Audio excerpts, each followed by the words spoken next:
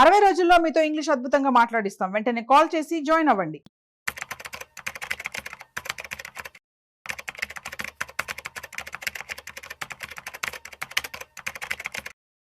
నమస్తే సుందరరామరెడ్డి గారు. నమస్తే సార్. వెరీ ఇంపార్టెంట్లీ ఈ మార్కెట్ హ్యూజ్ బ్లడ్ బాత్ ఏదైతే మనం చూస్తున్నామో, ఇన్ఫాక్ట్ ఇలాంటి కైండ్ ఆఫ్ ఫాల్ లో చూసుకుంటే చాలా కంపెనీస్ అసలు ఎక్కడ కూడా బ్రేక్ లేకుండా కంప్లీట్ గా ఫాల్ అయిపోతున్నాయి. 10%, 20% చాలా. ఇన్ఫాక్ట్ గత 6 నెలల్లో చూసుకుంటే కూడా చాలా కంపెనీస్ ఉన్నాయి మోర్ దెన్ 60% ఫాల్ అయ్యాయి. ఈ ఫాల్ లో చూసుకుంటే ఈ రోజున ఒక రికవరీలో చూసుకుంటే ఎలాగైతే స్టాక్స్ పడ్డాయో అంత ఫాస్ట్ గా అయితే రికవరీ అవ్వట్లేదు. కానీ సిప్ ఇన్వెస్ట్మెంట్స్ చేసిన ఫండ్ హౌసెస్ లో ఉన్న టాప్ పర్ఫార్మింగ్ ఫండ్స్ అయితే కాస్తంత రికవరీ అనేది చూపిస్తుంది. సో దీన్ని చూసి ఎలా అర్థం చేసుకోవాలి అంటారో ఈ మనం చూసే ప్రేక్షకులంతా, what is safer and what is better? Recent గా వాళ్ళు ఈటీ మనీ వాళ్ళు బ్యూటిఫుల్ రీసెర్చ్ చేశారండి వీటి మీద.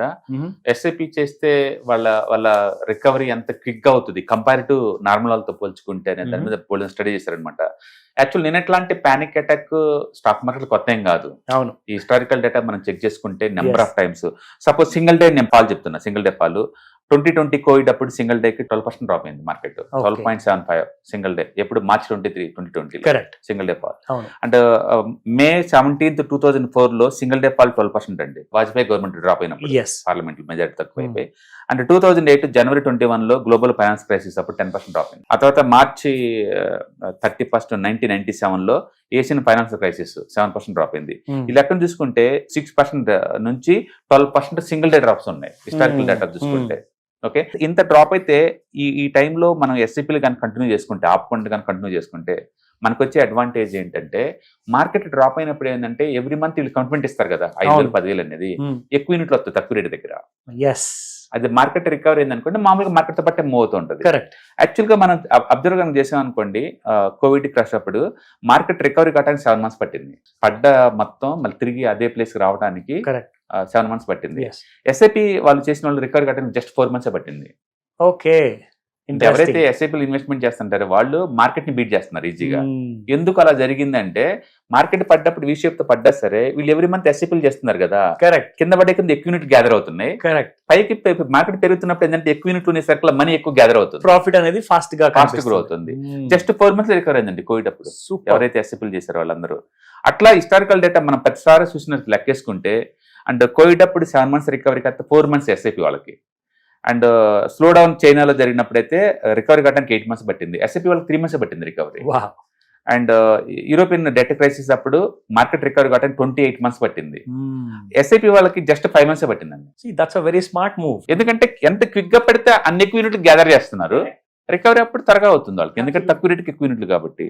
అండ్ ప్రతి చోట గ్లోబల్ సెల్ ఆఫ్ అప్పుడైతే 4 months పడింది, మార్కెట్ కూడా క్విక్ గా రికవర్ అయింది కాబట్టి ఇక్కడ కూడా 4 months పట్టింది. అంటే మెజారిటీ టైం ఎవరైతే ఎస్ఐపీలు చేస్తుంటారో వాళ్ళ పోర్ట్ఫోలియో తొందరగా రికవర్ అవుద్ది కంపేర్ టు మార్కెట్ తో పోల్చుకుంటే, ఎస్ఐపి వల్లే.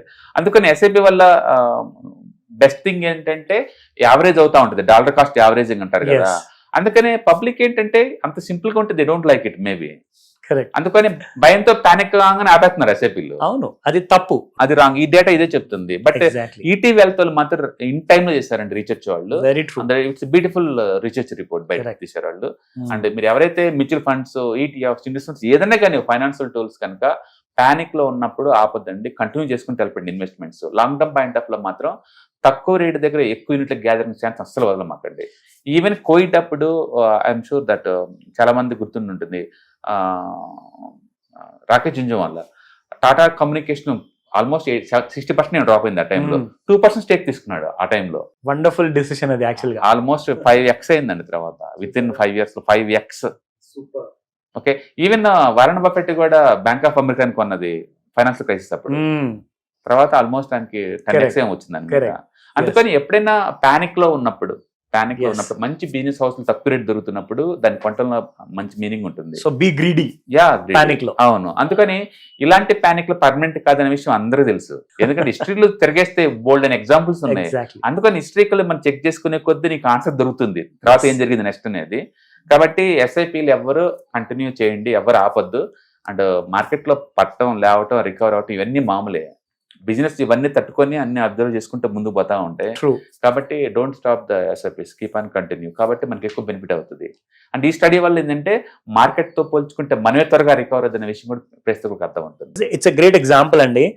పానిక్ లో మార్కెట్ లో మీ డబ్బులతో పాటు ఇంకొక అదనపు పెట్టుబడిగా ఏది చేయాలి అంటే అది మీ ధైర్యాన్ని. అవును. సో మీ ధైర్యంతో పాటు మీరు పెట్టుబడి పెట్టారనుకోండి, కంపల్సరీగా రిజల్ట్ కూడా అలాగే ఉంటుంది. అవును. Great information sir, thank you very much.